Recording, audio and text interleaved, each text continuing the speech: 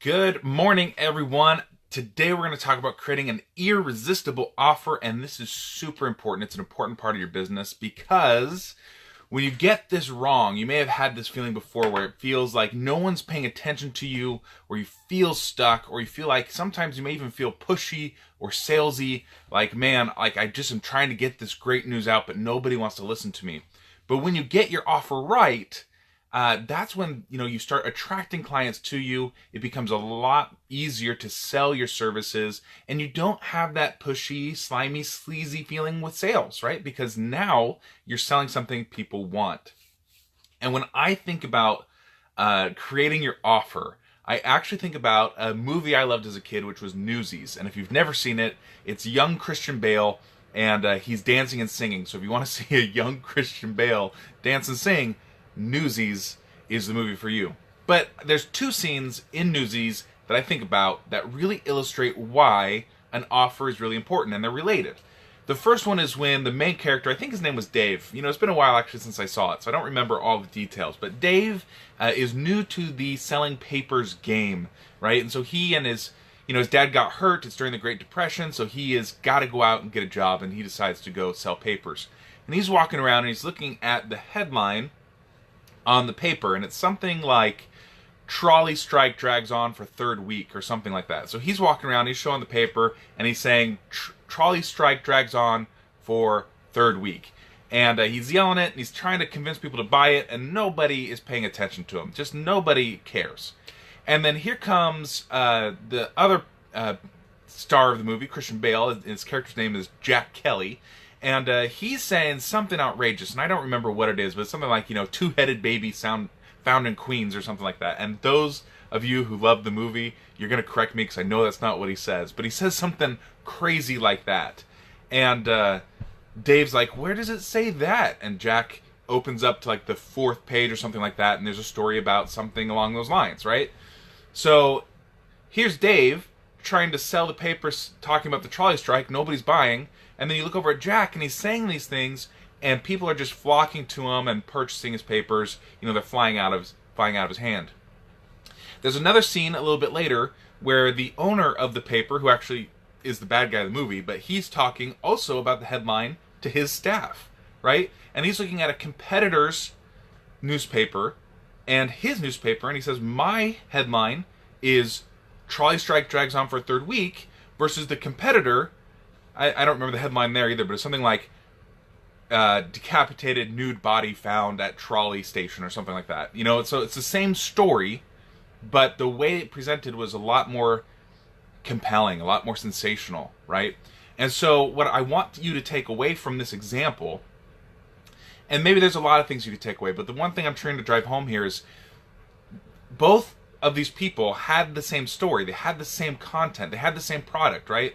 The Hearst and Dave were really trying hard but weren't making any sales. The competitor and Jack Kelly, they had the same type of product, but their product was flying off the shelf, right? And what it comes down to is how they positioned it, right? The offer they were making. When you have a compelling offer, an irresistible offer, people come to you and they want to purchase your product, right? You don't have to try and sell to them because they want what you're selling. Versus if you have a mediocre offer, or if your offer's kind of a flop, guess what? You're going to have to try and convince people to purchase, and it's not super easy. So today what we're going to do is I'm going to give you 3 ways to make your offer irresistible. We're going to try to go through these really quick. And let's see here. Number 1 is to focus on a clear result. So step number 1 for having an irresistible offer is to focus on a clear result. And I've got 2 kind of examples of this. First of all, when I was first getting started, this is going to be an example we can use throughout this whole thing. So when I was first getting started, my philosophy was I'll do whatever the client needs within the realm of public relations, right? I was running a PR firm. That's what the business I started. And I said, whatever they want, I'll do. And it was really hard to get people's attention because when people asked me what I did, the only thing I could say is I do PR. And those of you who do PR or who are related to an industry of PR, you know that when you start talking about public relations, not everybody knows what exactly it is or why it's important. So that was not compelling. I would tell people I do PR, and they'd say, "Oh, cool. See you later." And it's like, "Oh, well, wait, I can help you. Let me help you."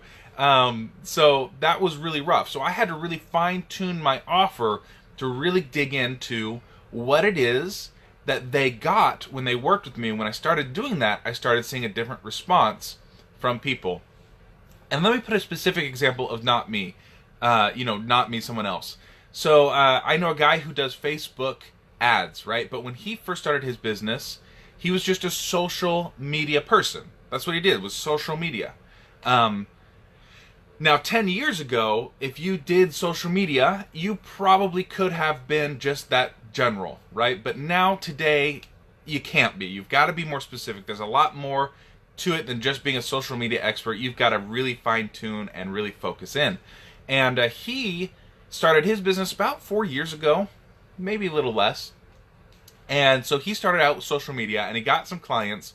And he said, okay, well, what is it that my clients really want? What is it that they really get results from? And he said, Facebook. So he went from being social media to Facebook.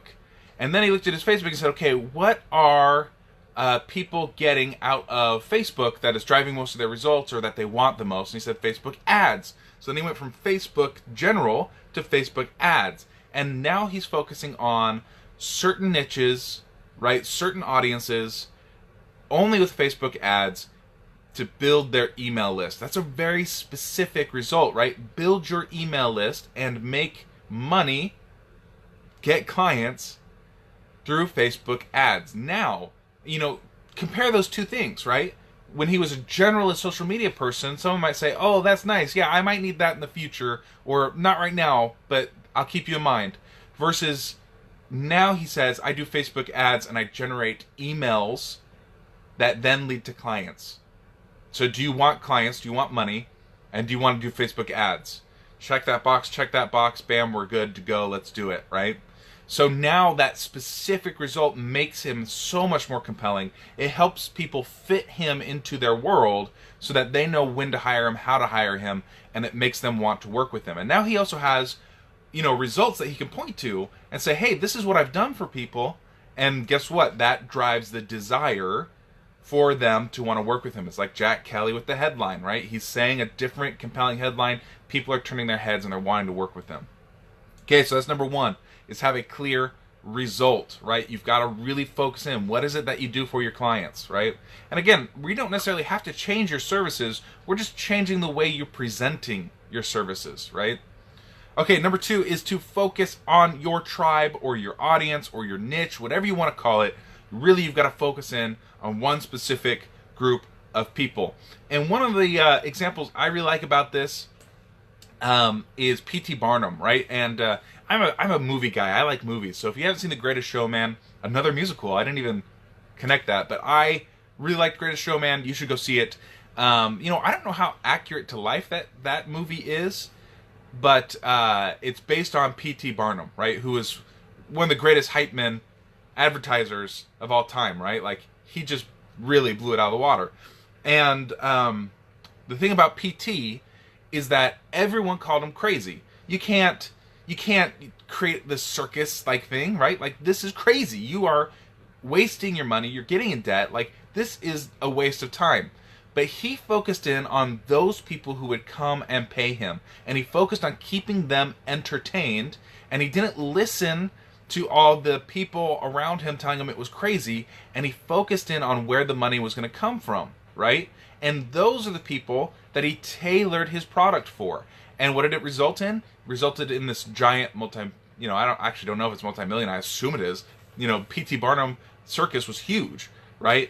I don't know if today it's the same place, but, huge results is what we're getting at, right? Lots of money, lots of brand power, really big growth, right? Because he focused in on his audience and tailored what he was doing to them and didn't pay attention to anyone else. In today's world, just like, you used to be able to be a social media manager and people would purchase your services, now that's not enough. Now it's not enough. You have to go more narrow and you have to focus in your niche, right? And when you get really focused on your niche, then that develops an expertise. Just like P.T. Barnum became the name the name in entertainment of the circus variety of the time, right? It's the same thing with you and your service. If you want to become the name, the person to go to for your service, you got to choose an industry, right? And niching down is not about exclusion. If someone comes to you and they're not in your niche and they want to work with you, guess what? Take them on if you want to take them on. Because niching down is more about traction. It's about getting attention. You start talking to your audience, they start paying attention, they start referring their friends who may or may not be inside the niche, and suddenly your business has got a lot of momentum, right? And your services are going to be so much better when you do this. Okay, so number one, have a clear result. Number two, focus on your tribe. Number three, have one clear pathway. One clear pathway to getting that result. And this was another mistake I made when I first started. You know, I was all about whatever the client wants, I will do it as long as it's within my realm of PR. But I can do it all. So whatever they want, right?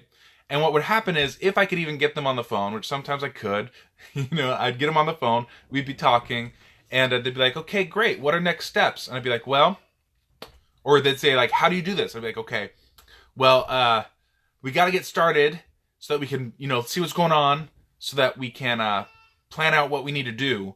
And they'd be like, well, I need to know what you're going to do before I would even consider hiring you. So now we're at this catch-22 where it's like, we both agree that doing something together would probably be good, but I want to get started to find out exactly what it is, and they want to find out exactly what it is before they pay me any money. You see, it doesn't quite fit. We've got opposing views. And what I've realized over time is that, and I don't know if you can hear my son crying. He's not very happy upstairs. My office is in our home, so that happens. That's cool. Whatever. But it makes me lose my train of thought. Okay, so what I've realized, now I remembered, is that the client doesn't really care how they get the result. What they care about is getting the result. And they expect you, as the expert, to show up with a plan of attack and help them to understand how to get what they want, right? Now, so see how this all connects together. Now you've got one result, one audience, and one pathway, and now all that together is going to start really moving your word of mouth. It's going to start really building your reputation, and you're going to be able to come to people and be like, okay, I know how to do this thing. This is how it works. Are you in or are you out? And they're going to say, hey, I'm in. You're going to start collecting money. Man, that's going to be awesome, right? You're not going to feel that pushy. You're not going to feel that salesy. You're not going to have to convince them why your service is good, why what you do is important. They're going to come pre-sold because of your packaging, the way you offer it, right? Okay, so those were the three things. One is have a clear result. Two, focus on your tribe. And three, one clear pathway. And because I'm a nice guy, just because I want to, I'm going to throw on a number 4. And it's actually a tool you can use. I call it the compelling spectrum, but it teaches a principle too. Imagine you had, you know, a spectrum, a horizontal line, and I'm going to use my pen here as an example, right? So say you have this horizontal line. On one side, you've got a super compelling guarantee. Like, I guarantee you'll land 10 clients. Man, that is an intense. I guess when I bring up my pen, it screws up with the focusing. But that's a compelling offer, right? You're going to get 10 clients. Hire me, I guarantee 10 clients. Compelling, for sure. Scary for some practitioners, right? You are probably like, I don't want to guarantee that they're going to get clients. Ugh, that feels really scary. Now here, so that's really leaning towards your customer. If we go to this other side, these are really soft guarantees, but make you feel really good. Like, I guarantee that I'll show up to work every day. Hire me, I'll be there. You know, like, the client doesn't really want that, but you can 100% guarantee with confidence that that is going to happen. So what you do with this principle is you say, okay, I've got to find a spot. So if this is the middle, right? This is like the tipping point between leaning towards you or leaning towards them. You've got to find a spot somewhere on their side so that it leans towards them where you feel comfortable having that be your guarantee or your offer. And the closer you get to their side of the spectrum, the more compelling your offer is going to be, right? The closer you get to saying, I guarantee X number of clients, the better it's going to be. And here's the thing. If that sounds scary to you, then you need to up your level of clients. Move up the client ladder. Stop scraping the bottom of the barrel and work with people you know you can help. And if you can't help them, if you can't get that guarantee, you have no business working with them, right? You need to go find better clients who are ready for what you're offering and guarantee that they're going to get the results, and then get stellar results. And then guess what? They stick around, they refer more people. Suddenly your business is booming. It's thriving. That's what we want, right? So that's what we got to do. Let's see if we can get this to focus in while we wrap up. Okay, so that's our 4 things today. So clear result, one clear result. Focus on your tribe, one clear pathway, and use that compelling spectrum to measure out how compelling is your offer. Really cool, guys. I am Craig Severinsen. You know, I help people build 6-figure businesses quickly and beyond. So that's your tip for today. We will talk next time. Go take some fast focus, imperfect action. You got this. Go get them. Oh, before I go, actually, leave me a comment. You thought I was gone. You thought I was pushing the button, and I was pushing the button, but I didn't. Leave a comment. Let me hear what you think. You know, what are you doing with these 4 things? What are you going to do for your clear result? I want to hear about it, and I want to support you as you go. So leave me a comment below and say, hey, Craig, this is what I'm doing. Or say, hey, Craig, you're crazy. Or hey, Craig, this is awesome. I love it. And your feedback is going to be important for these videos, because we're going to do this more often, okay? So leave me a comment. I want to see them. We'll talk soon. For real this time. Bye.